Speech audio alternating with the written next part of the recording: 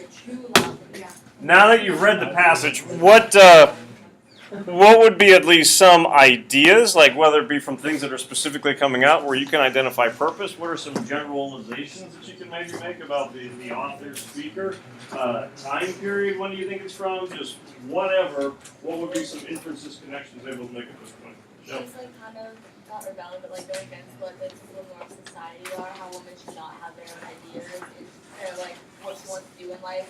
Okay. So the gender inequality issue roles would certainly be a main part that this is taking a look at. Okay, so gender roles. Right? And like at what point would you say that becomes evident? Hold on. It says, you're writing about a book that has been written by a man. Be sympathetic, tender, flatter, deceive, use all the arts and wiles of our sex. Never let anybody next to you have a mind of your own. That's like. Okay, so where the angel starts talking to her? Yeah. Where did it go? My dear, you are a woman, right there. Yeah. Okay.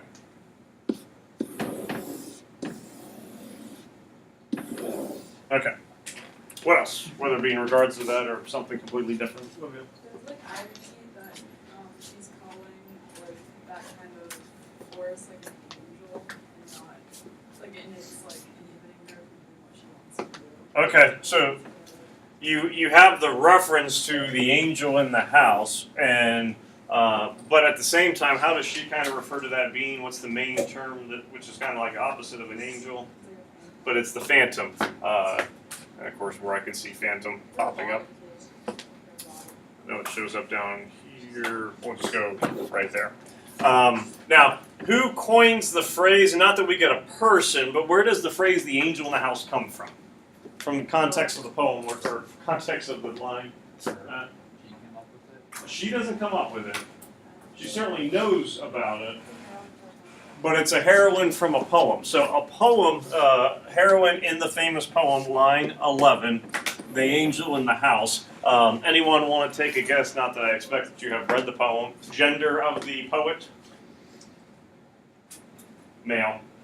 And what does the angel in the house do? Well, starting around line 15, we get that description. I'll describe her as shortly as I can. She was intensely sympathetic, immensely charming, terribly unselfish, excelled in difficult parts of family life, sacrificed herself daily. If there was a chicken, she took the leg, meaning like the part that has the less amount of meat, save the other parts for the rest of the family. If there was a giraffe, like cool air, she would sit in it. So she was so constituted that she never had a mind or wish of her own, but preferred to sympathize always with the minds and wishes of others. So certainly that gender role kind of starting to come in there. So this would be essentially the stereotypical of the age housewife, mother woman, if you're reading The Awakening, kind of person that Mary Wollstonecraft in 1792 does not want to be. What era, generally speaking, would this angel in the house be? Because we get a little hint. It says in those days the last Queen Victoria until the end of the. Okay, yeah, the last of Queen Victoria, and the Victorian era is the reign of Queen Victoria, and I don't remember the exact years off the top of my head, but essentially the latter half of the 19th century, so the late 1800s on. So she's kind of referring to this whole angel that would be taking place. So we know context of this text is going to be probably late 1800s, early 1900s for the most part. What else do we know about going on? Any other little details? Pink highlighter all over the place. What's the first thing you highlighted? Well, it's about like her deciding to become a journalist Okay. and writing about the novel by a famous man. All right. So up here at the top, where did you start highlighting? I just know you highlighted in the first paragraph. Like then it occurred to her to do what is simple, or To slip a few of those pages in the okay. and all the way to the bottom. All right. Fix the penny stamp in the corner. Put it in the at the red box. That's a mailbox, not a DVD dispenser. And then boom, became a journalist. So Therefore, we can pretty much make the general statement that who is our author? Some kind of journalist, writer, person of that profession. And a pretty good chance that the writer, gender-wise, is a female. Okay. Any other little tidbits people picked up on?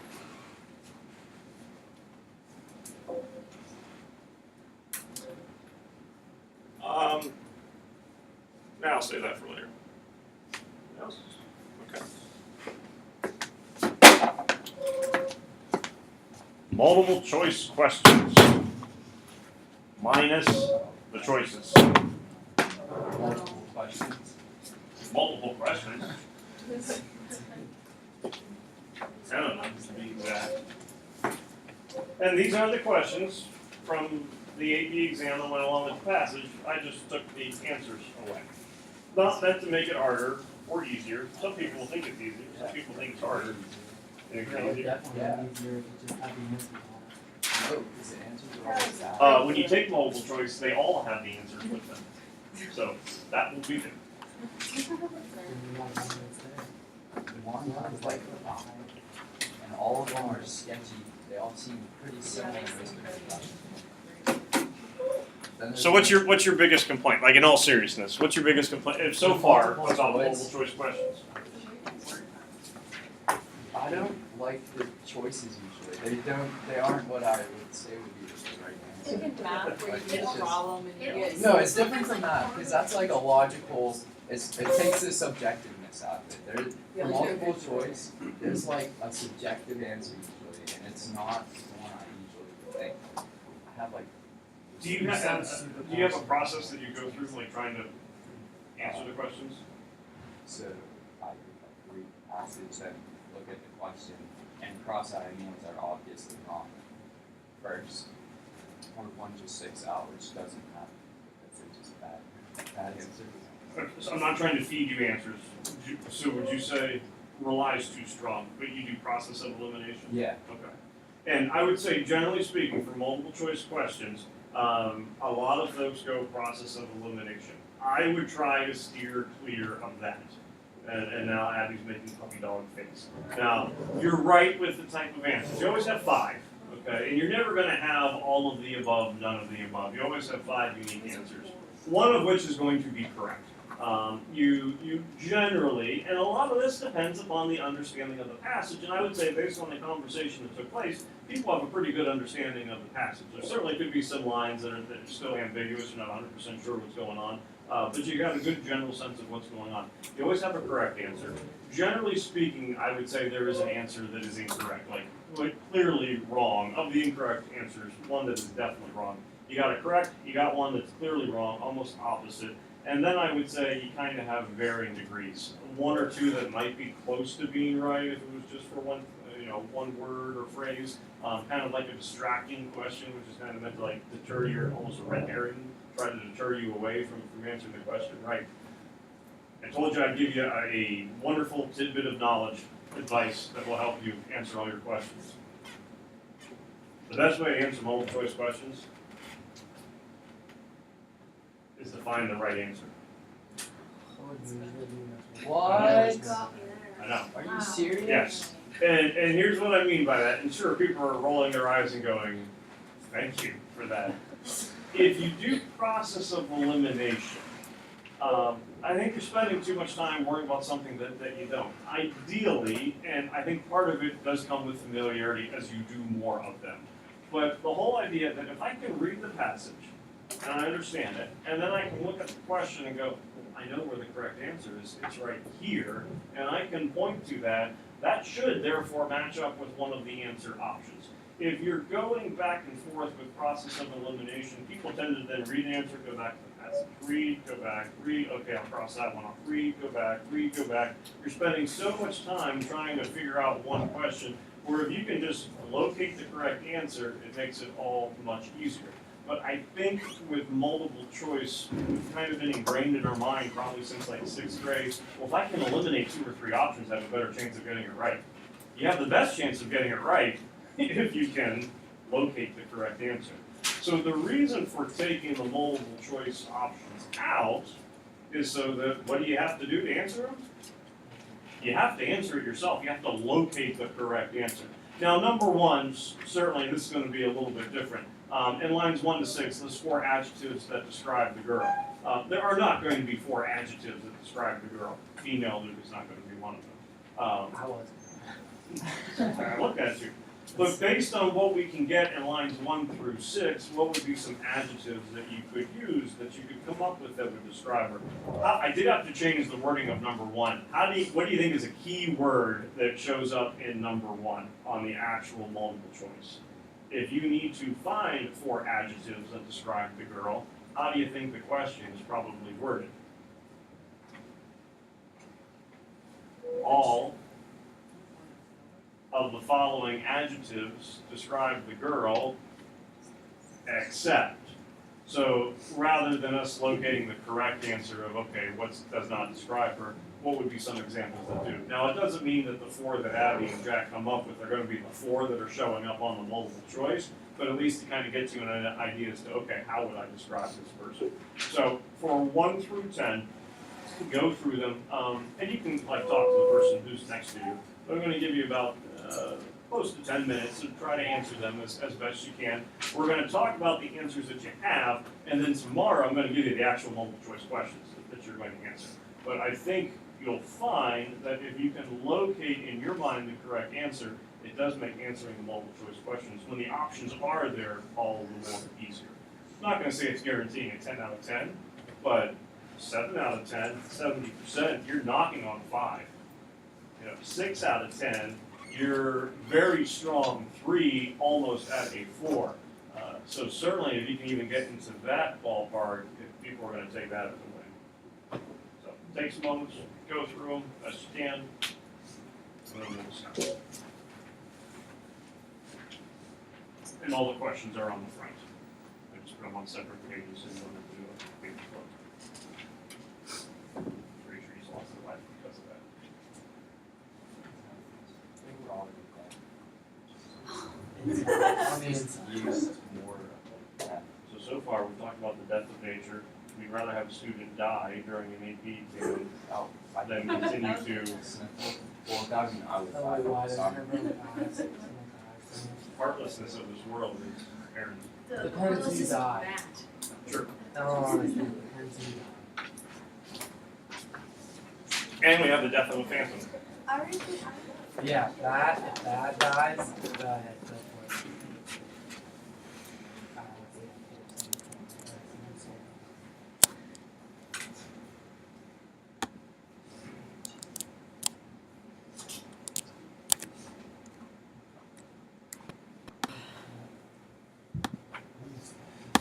All right, so first one, adjectives that describe the girl. What would be some things, and this is coming from lines 1 to 6 only, so this first paragraph, not taking words from it, but based from those first 6 lines, what would be some things that you could use to describe a girl besides female? Hardworking? Okay, what from here is making you go hardworking? It says she appointed them as left, right, 10 o'clock, 1 o'clock. So that's hardworking because? I just imagine it as like she did it like every day. Okay.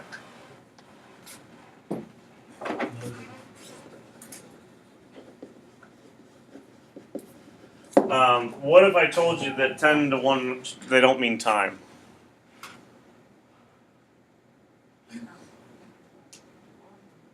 What it Like. means a clock face. So when you take driving, and who knows what they say now for driver's ed, it used to be 10 and 2, then they switched it to 9 and 3. That's What? When I took it, it was 9 and 3, and now maybe they're back at 10 and 2. Who knows?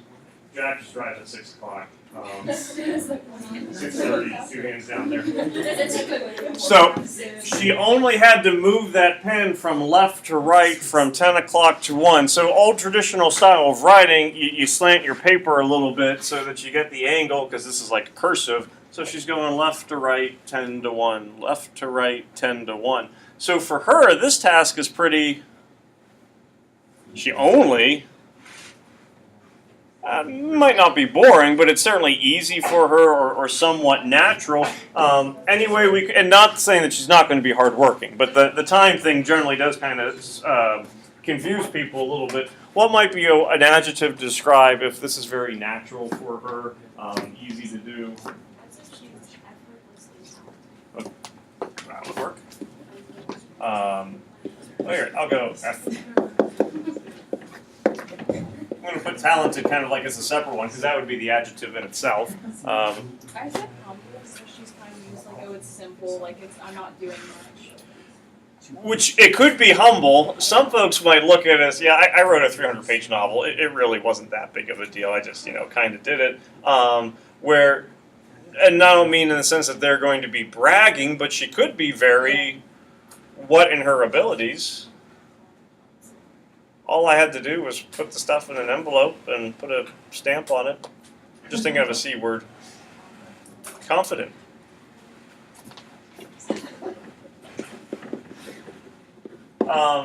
Age-wise, I told Luke he couldn't write female, but age-wise, she's probably young.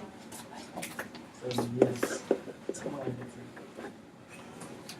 So hardworking, effortless, talented, confident, young. We're coming up with adjectives. Again, none of these are showing up within the words themselves, but looking at the passage, you're able to come up with what answers are. Again, it doesn't mean 4 of these have to show up on the multiple choice, but at least we kind of have a context then that would be useful when it comes to actually describing the girl. Question number 2 is interesting because from a pronoun standpoint, but let me tell you, let me clear this out. Let me tell you my story. It's a simple one. Then it goes into her and she. So it's switching from first person to third person. And then we come back to first person. I became a journalist. So for you, what is the impact of shifting that point of view back and forth within the first 6 lines? What does that do? I said that it creates a very image for the reader of what she keep doing and makes them feel like Okay. Why does it become better than just going, but to tell you my story, it's a simple one. I sat in my room with my pen. I only had to move that pen from left to right. Like, what about it makes it more, I think, relatable was? Yeah, because she's saying that it's not just her story, like other people do it too. Okay, so it goes from being something that is personal with the my, and then it becomes more general with the third person, and then it comes back to being personal again with that's how I became a journalist. Okay, anything else? It's not something you see a whole lot where you have that shift in pronouns over and over again. Jordan? Can we like set up this scene like is this easier to picture? Because like if she would say like it's her, like we don't necessarily know, like what she looks like or like what her looks like. Okay. If she just says like a general girl, like you know, general, just like And with that kind of like putting a picture in your mind, description of the girl for number 1, the last one we put up there was young. Is the narrator young? Okay, so the narrator's not young. Not saying narrator's going to be old, but what does kind of happen? Let me tell you my story. You just have to picture this girl. She's sitting in a room, pen in her hand. That's how I became a journalist. What difference, separation kind of get emphasized by going from that first person to third? You go from adult speaker to childhood memory, reflection, or something like that, and now you're coming back to adult again. So that could be a separation that's also taking place. Mature to young, back to mature. Rather than writing them down for number 3, find any examples where you would go, hey, irony and understatement, or we could even say irony or understatement if you're able to find at least one of those within any of these statements. Well, this is kind of like 2 different lines that like contradict each other. Okay. But in line 28, I think it is, it says that the angel said his level teacher. Mm-hmm. And later on, in line 39, they said she said that angels pretty much saying that women have to tell lies in order to succeed. Okay. Down here. Okay. I kind of find it funny when, what does she do to the phantom? Holds it. Or like whether it be killing it or I flung the ink pot, at her, because if it's a phantom, there's nobody there. So just here's the ink, chuck it across the room. Ha, gotcha. Talking to nobody. Had I not killed her, she would have killed me. Had I not killed this imaginary thing, the imaginary thing could have killed me. So that certainly could be a little bit of irony, understatement, humor taking place. For number 4, how does the author focus her second paragraph? Dominant literary technique. So let's take a look at the first part. What is the main focal point of paragraph number 2? So the big paragraph. It's really emphasizing, focusing on what concept? The angel. What would be a dominant literary technique about this angel? Okay, extended metaphor. It's not real. It's a comparison. It's a metaphor, but the fact that he keeps going back to it over and over would make it extended, and we'll pick up there tomorrow.